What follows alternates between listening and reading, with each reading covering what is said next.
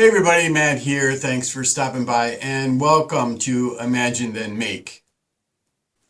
Today's video is going to be a sort of follow-up video.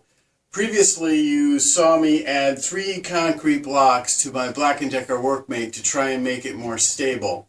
I thought today what I'd do is just clamp in a couple of scrap pieces of 2x4, do some hand planing and maybe some cutting with a pole saw, with and without the concrete blocks, so you can see how much more stable the workmate is with the concrete blocks.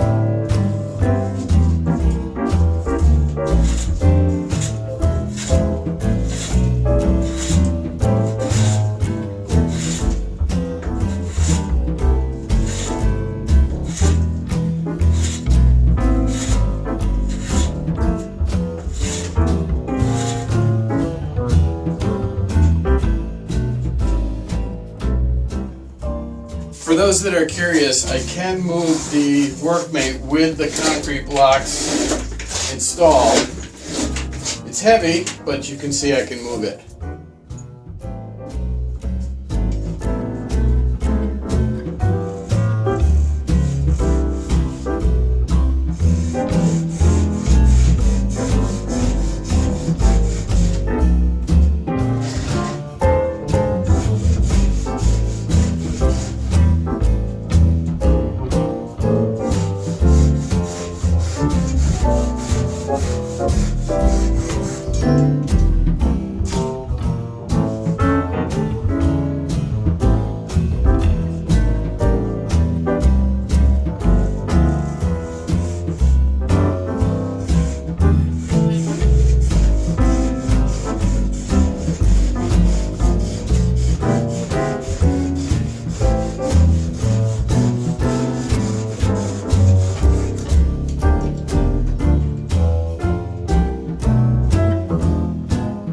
So I hope that was as clear to you as it is to me.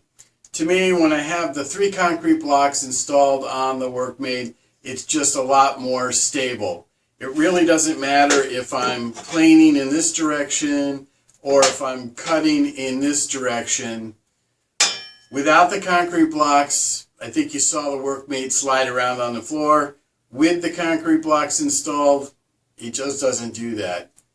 Now, for those of you that watch every single one of my videos, you saw me kind of crudely work out a kind of wedge that goes into the linkages here to try and prevent this kind of motion in the workmate.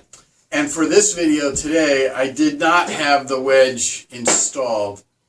I can't really say that I'm very happy with this quite yet. And I just haven't put any more time into trying improving this.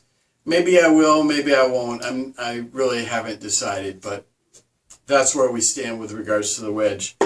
So the concrete blocks, that's a thumbs up for me. They're very inexpensive. I think they cost me $1.70 a piece at my local Home Depot.